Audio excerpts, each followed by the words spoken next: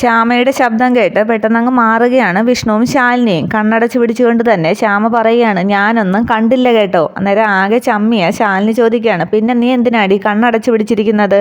അന്നേരം കാണാതിരിക്കാൻ വേണ്ടിയാണെന്ന് ശ്യാമ പറയുന്നു. അന്നേരം ചമ്മി നിൽക്കുകയാണ് ആകെ അങ്ങ് വിഷ്ണു. അന്നേരം ശാലിനി പറയുകയാണ്, എങ്കിൽ നീ കണ്ണ് തുറന്നോ, ഇവിടെ കാണാൻ പാടില്ലാത്തതായിട്ട് ഒന്നും നടക്കുന്നില്ല. തുടർന്ന് ശ്യാമ കൈ മാറ്റുമ്പോൾ വിഷ്ണു ചോദിക്കുകയാണ്, അല്ല മോൾ എന്തിനാ വന്നത്? അമ്മ പറഞ്ഞു ഊണ് കഴിച്ചിട്ടേ പോകാവൂന്ന്, അതാ വന്നത്. എന്നിട്ട് ഞാൻ പോകണമെന്നും പറഞ്ഞ് ശ്യാമ അങ്ങ് ഓടിപ്പോകുന്നു. അന്നേരം വിഷ്ണുവിനെ കമലൻ ഫോൺ ചെയ്യുകയാണ്, അല്ല ആശാനെ, സത്യാമ്മ കുടുംബശ്രീ വീടിൻ്റെ അടുത്ത് CCTV വച്ചിട്ടുണ്ടോ? എന്താടാന്ന് ചോദിക്കുമ്പോൾ കമലം പറയുകയാണ്, അല്ല ആശാനിപ്പോൾ വീട്ടിൽ അവിടെ ഉണ്ടെന്ന് സത്യാമ്മയ്ക്ക് വിവരം ലഭിച്ചിട്ടുണ്ട്. ആശാൻ അവിടെ ഉണ്ടെന്നറിഞ്ഞാൽ അത് ഏട്ടത്തിയമ്മയ്ക്കാണ് ദോഷം. അന്നേരം ശാലിനി ശ്രദ്ധിക്കുകയാണ് സംസാരമൊക്കെ. വിഷ്ണു പറയണം, ആ മനസ്സിലായടാ, നീ ഫോൺ വെച്ചോ.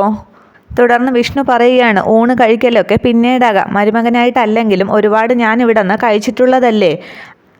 ഇപ്പോൾ എനിക്ക് പോണ ശാലിനി, ശാരദാമ്മയോട് പറഞ്ഞേക്ക് എന്നും പറഞ്ഞ് വിഷ്ണു അങ്ങ് നടക്കുന്നു. റൂമിൻ്റെ വാതിൽക്കലെത്തിയ ശേഷം തിരിഞ്ഞു നിന്നിട്ട് ഷർട്ട് കൊള്ളില്ലെന്നൊക്കെ ആംഗ്യത്തോടെ കാണിക്കുന്നുണ്ട് വിഷ്ണു.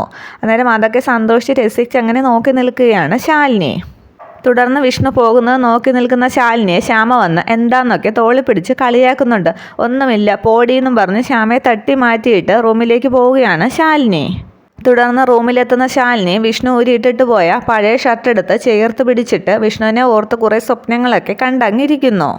തുടർന്ന് കാണിക്കുന്നത് കുടുംബശ്രീ വീട്ടിലിരുന്ന് പഠിക്കുകയാണ് ശാലിനി. അതേസമയം സത്യഭാമ അവിടെ ആലോചിക്കുകയാണ്, ഞാൻ വിളിക്കാതിരുന്നാലും വിഷ്ണു ശാലിനിയെ കാണാനായിട്ട് പോകും. അവൾ ജീവിച്ചിരിക്കുന്നിടത്തോളം കാലം എൻ്റെ മോനെ എനിക്ക് തിരിച്ചു കിട്ടില്ല. അവളെ ഒഴിവാക്കാനായിട്ട് എന്താണൊരു വഴി എന്നാലോചിച്ചിട്ട് പെട്ടെന്ന് എന്തോ ഐഡിയ കിട്ടിയ പോലെ ഫോൺ എടുത്ത് ശാലിനിയെ ഫോൺ ചെയ്യുകയാണ് ഭാമ.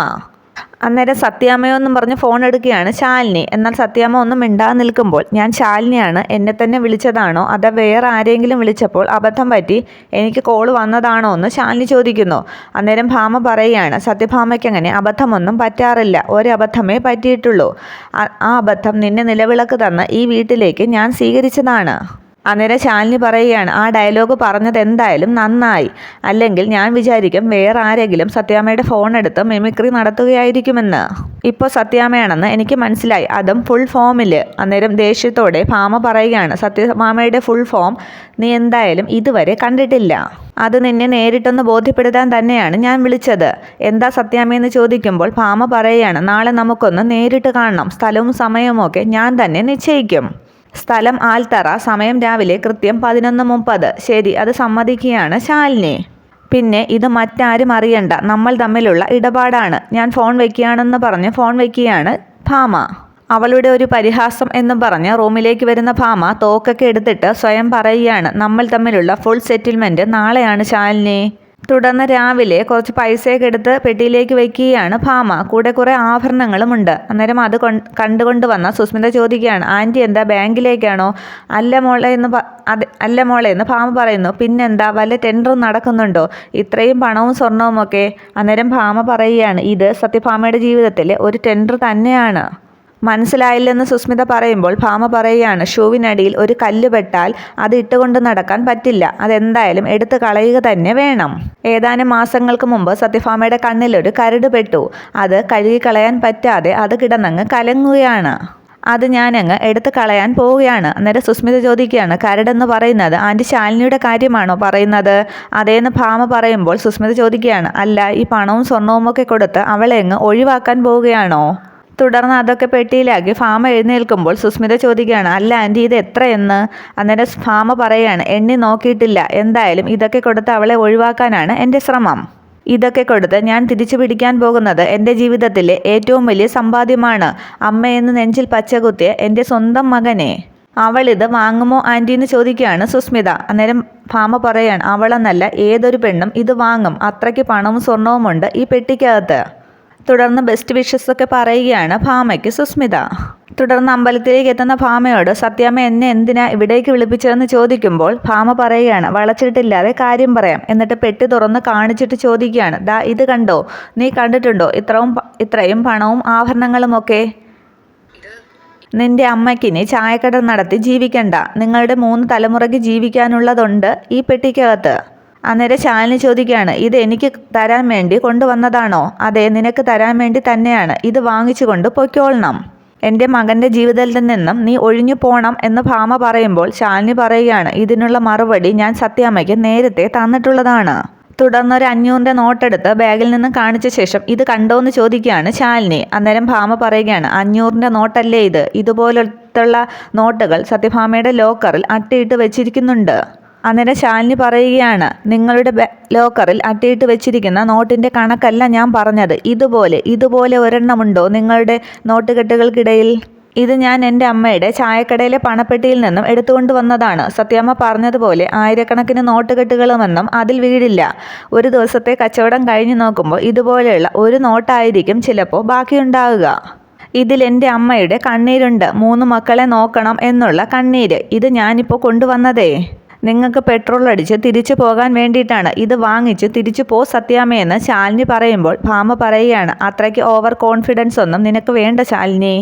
ഓവർ കോൺഫിഡൻസ് ഒന്നും അല്ല സത്യാമ്മേ, അഭിമാന ബോധമാണ്. അന്നേരം ഭാമ ചോദിക്കുകയാണ്, ആ അഭിമാന ബോധം ഉള്ളവളാണോ മറ്റൊരുത്തവൻ്റെ കുഞ്ഞിനെയും വയറ്റിലിട്ടുകൊണ്ട് എൻ്റെ മുന്നിൽ വന്നു നിന്ന് കുരയ്ക്കുന്നത്? അന്നേരം മറ്റൊരുത്തൻ്റെ കുഞ്ഞിനെയോ എന്ന് ശാലിനി ചോദിക്കുമ്പോൾ ഭാമ പറയുകയാണ്, അതെ, എൻ്റെ മകൻ പറഞ്ഞു നിന്റെ ഒരു വിരൽ തുമ്പിൽ പോലും അവൻ തൊട്ടിട്ടില്ലെന്ന്. തുടർന്ന് ശാലിനി പറയുകയാണ്, ഞാൻ സത്യാമ്മയുടെ കുടുംബത്തിൻ്റെ നല്ലത് വേണ്ടി തന്നെയാണ് ഇതൊക്കെ ചെയ്യുന്നത്. അന്നേരം ഭാമ പറയുകയാണ്, നിർത്ത്, എൻ്റെ കുടുംബത്തിൻ്റെ നല്ലത് വേണ്ടിയോ എങ്കിൽ നാളെ നീ സീതാമുകളിലെ കാളിക്ഷേത്രത്തിലേക്ക് വാ. അവിടെ വെച്ച് ഞാൻ വിശ്വസിക്കാം ഇത് സത്യമാണെന്ന്. ഉണ്ടാവണം നീ അവിടെ എന്ന് ശാലിനിയോട് പറഞ്ഞിട്ട് അവിടെ നിന്ന് പോകുന്നു ഭാമ. അതേസമയം ഭാമയുടെ വീട്ടിൽ ലഡുവൊക്കെ എടുത്തു വെച്ച് സുസ്മിത കരുതുകയാണ്, ശാലിനി എന്ന വിഷവിത്തിപ്പോൾ വിഷ്ണുവേട്ടൻ്റെ ജീവിതത്തിൽ നിന്നും ഒഴിഞ്ഞു പോയി കാണും.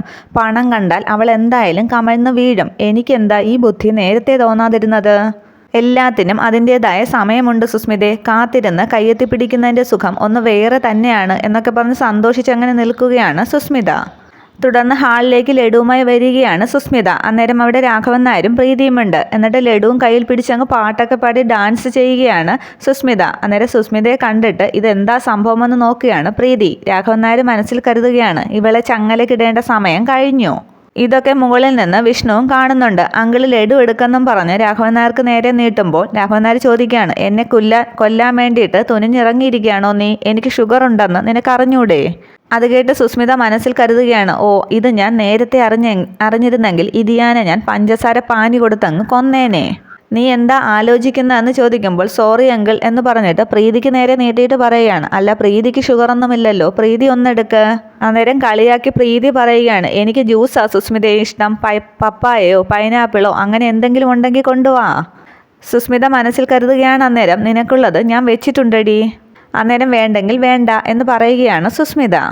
അതേസമയം ഭാമ തിരികെ വീട്ടിലെത്തുകയാണ്. വണ്ടിയിൽ നിന്ന് ഇറങ്ങുമ്പോൾ ഭാമയ്ക്കൊരു കോൾ വരുന്നു. കോളിനടുത്ത് ഭാമ എങ്ങനെ മുറ്റത്ത് നിൽക്കുകയാണ്.